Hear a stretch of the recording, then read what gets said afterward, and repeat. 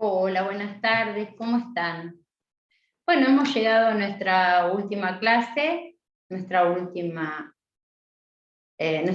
encuentro virtual, y me pareció importante cerrar este cuatrimestre a partir de reflexiones que tienen que ver sobre, bueno, qué pasó con aquel sistema educativo surgido a partir de la conformación del Estado-Nación argentino, cuya base fue las ideas que trajo Sarmiento a partir de sus viajes por Europa y Estados Unidos, eh, y cómo esas primeras mujeres, esas primeras maestras estadounidenses fueron influyendo en, en la formación de quienes iban a formar a los futuros ciudadanos y trabajadores de la República Argentina.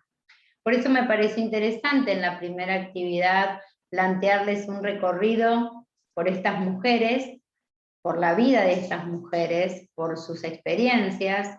Por eso les planteé un reportaje que se hace Laura Ramos, que es la escritora de un libro que se llama Las señoritas, donde aparecen datos extraídos a partir de algunos diarios que se encontraron sobre estas maestras, y una película también muy interesante donde hace pequeños recorridos sobre la historia de vida de estas mujeres, ¿no? Para estas mujeres, recordemos el contexto histórico, ¿no? Estamos hablando en tiempos donde las mujeres aún no votaban, en donde las mujeres aún no podían desarrollar determinadas actividades laborales. Digamos que la docencia fue la primer salida, la habilitación a la primer salida laboral de las mujeres, y cómo estas mujeres estadounidenses emprenden el desafío de venir a tierras bárbaras, podríamos decir, ¿no? Eh, Atravesar esta distancia y venir a nuestro territorio debe haber sido eh, una experiencia provocadora también, ¿no? Para una sociedad tan patriarcal, digamos. Eh, entonces, bueno, me pareció muy interesante plantear como primera actividad ese desarrollo. Y a partir de ahí pensar juntos qué pasaba con ese discurso pedagógico que se había desarrollado a partir de las ideas de Sarmiento, ¿no? Es decir, un pensamiento que si bien llevaba o tenía como objetivo el progreso y la formación de una sociedad democrática, una sociedad moderna, en realidad estaba dejando por fuera a muchos de los que conformaban nuestra nación, ¿no? Por eso me pareció importante plantear esta última clase, qué pasa con el discurso pedagógico a partir de la conformación de nuestro sistema educativo. Y para ello me pareció muy importante la figura de Simón Rodríguez. Si bien Simón Rodríguez nace antes de que se conforme nuestro sistema educativo, él ya tenía una visión muy importante sobre a quién teníamos que educar, ¿no? El capítulo habla sobre las luchas por la emancipación y la formación del sujeto latinoamericano.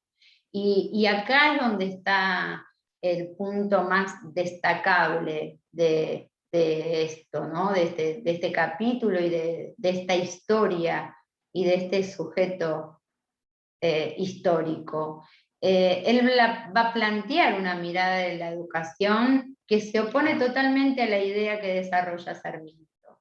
Es decir, Sarmiento apunta a un nuevo sujeto cuya base es el desarrollar aquellas características que van a permitir crear un sujeto que pueda parecerse al sujeto europeo y al sujeto estadounidense que él ve en sus viajes, ¿no?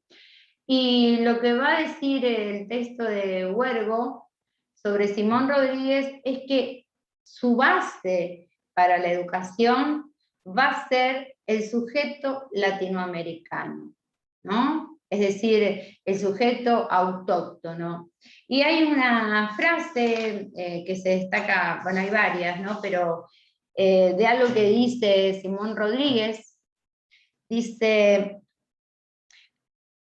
porque en vida de Bolívar, lo único que le pedí fue que se me entregase de los cholos los más pobres, los más despreciados, para irme con ellos a los desiertos del Alto Perú, con el loco intento de probar que los hombres pueden vivir como Dios manda que vivan.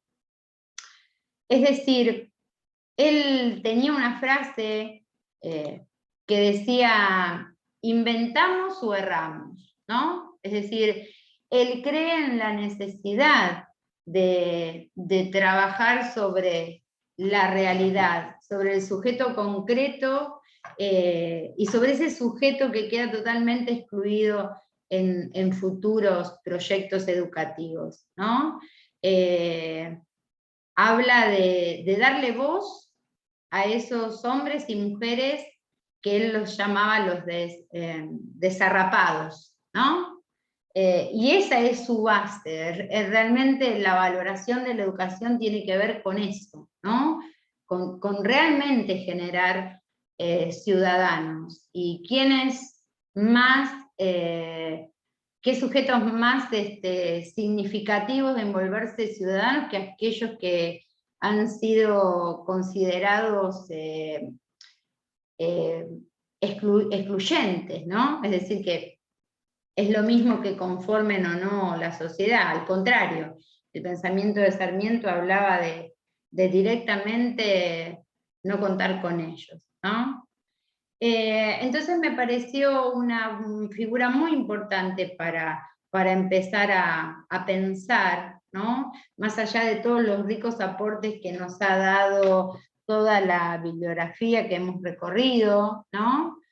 Muchos autores no pertenecen a nuestro espacio regional, digamos, pero bueno, es un buen momento para trabajar un poquito más sobre quiénes somos, ¿no? Por eso me pareció importante trabajar con otra figura, que es la de Herminia Brumana. Herminia Brumana van a ser 100 años, un poco más de 100 años después que Simón Rodríguez. Van a ser en Argentina, en la ciudad de Pihue. Va a trasladarse a La Barría y allí va a ingresar a la escuela normal. Va a ser docente también, igual que Simón Rodríguez, ¿no? Pero no solamente va a ser una educadora normalista, sino que va a ser periodista, va a ser escritora, va a ser desafiante. Ella escribe una revista que se llamaba El Pihue, y también escribe un libro para las primeras lecturas que se llamaba Palabritas, y es ahí donde esta mujer, que no solamente sigue las pautas de una maestra normal, sino que trasciende esos límites y empieza a escribir, y empieza a editar, y empieza a destacar el valor de la mujer, tiene ideales en donde, bueno, da charlas, conferencias, defiende la educación popular, y le da un protagonismo activo a la docencia, ¿no? Yo recuerdo que cuando hablábamos de las maestras normales,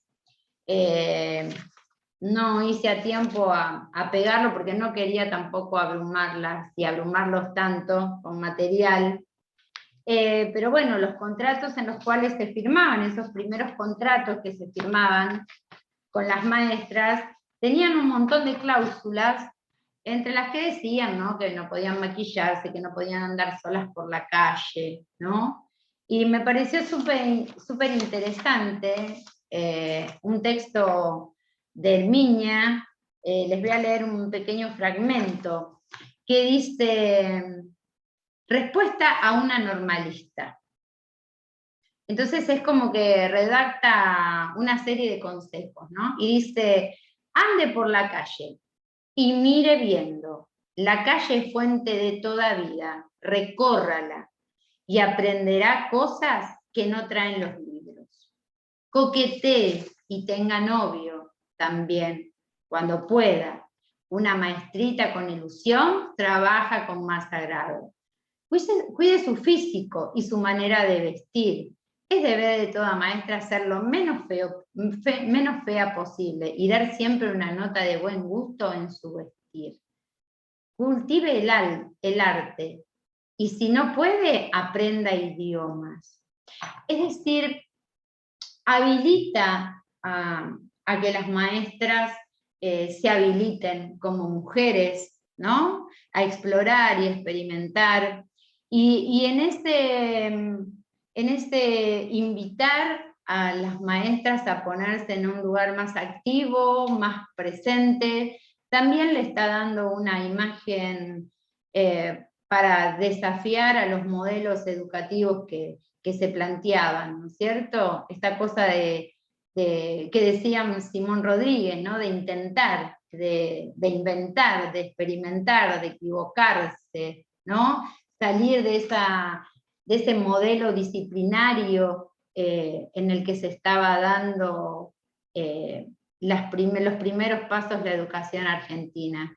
Entonces, bueno, me pareció una mujer destacable para pensar esta pedagogía que nosotros también tenemos que pensar, y ustedes tienen que deconstruir y reconstruir, ¿no?, para hacer su visión propia sobre la pedagogía, ¿no?, y sobre su hacer pedagógico. Entonces me pareció importante también la figura de Herminia Brumana. Y en este recorrido sobre maestras, pedagogía, quiero hacer también hincapié en una mujer más contemporánea, que va a ser Marina Vilte. Marina era una jujeña contemporánea, docente, que tuvo, digamos, un final trágico, pero eso no hizo que en su recorrido como trabajadora de la educación no luchara por sus ideales, no defendiera la educación popular, ¿no?, ese reconocimiento al autóctono. Ella era coplera, esa valoración de la cultura de su tierra, ¿no? Y me pareció importante destacar a esta docente, militante de la vida, ¿no?, más allá de ideologías políticas, que no es hacia dónde apunto, pero ella fue secretaria de CETERA, ¿no?, secretaria adjunta de CETERA, y una constante luchadora por los derechos de los educadores, ¿no?, y educadoras. Y me parece que ahí radica su potencia y la necesidad de traérselas a ustedes en esta última clase que tiene que ver con la pedagogía, con la docencia, ¿no? Esta búsqueda de una educación realmente inclusiva, una educación en donde se enseña a hacer valer los derechos de los seres humanos. Hay una frase, ¿no?, que dice: maestro que lucha, maestro que está enseñando, ¿no? Y me parece que la imagen que deja Marina tiene que ver con esa búsqueda, ¿no? Es decir, pensar a la docencia y a la pedagogía como un espacio constante de reflexión, ¿no?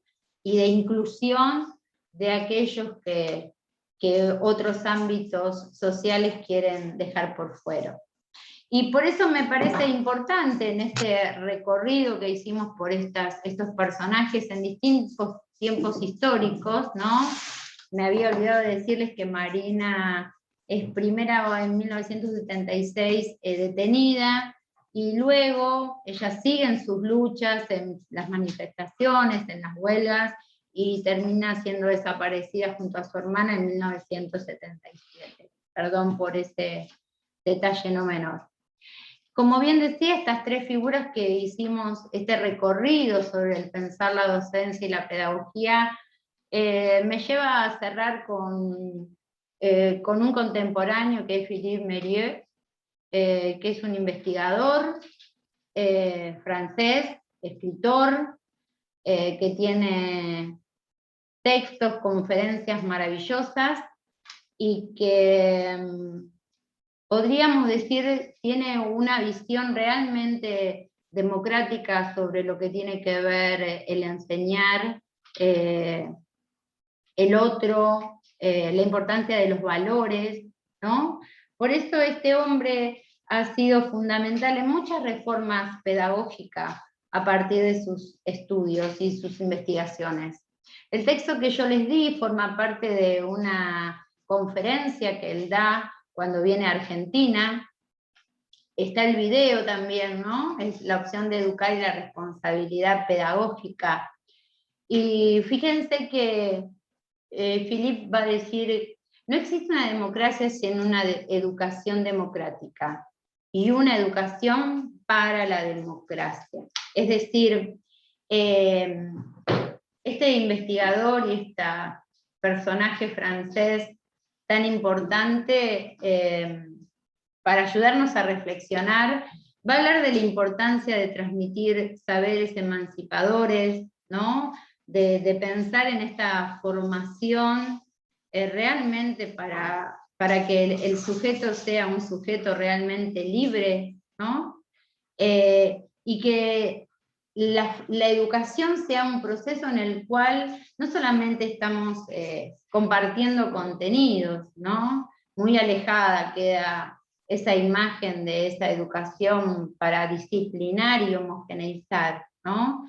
Sino, Philippe va a decir la importancia del respeto hacia la alteridad, hacia aquel otro, ¿no? Y en ese respeto hacia el otro, la posibilidad de por construir un bien común.